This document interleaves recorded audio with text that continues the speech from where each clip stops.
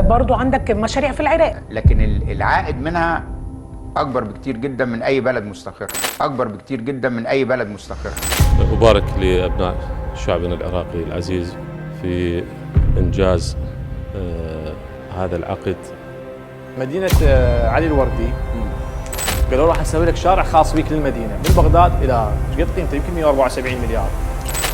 استثناء من التعليمات، احاله مباشره، وزاره اسكان، استثناء وعقد استشاري خطيب وعلم، كل الاستثناءات جايه.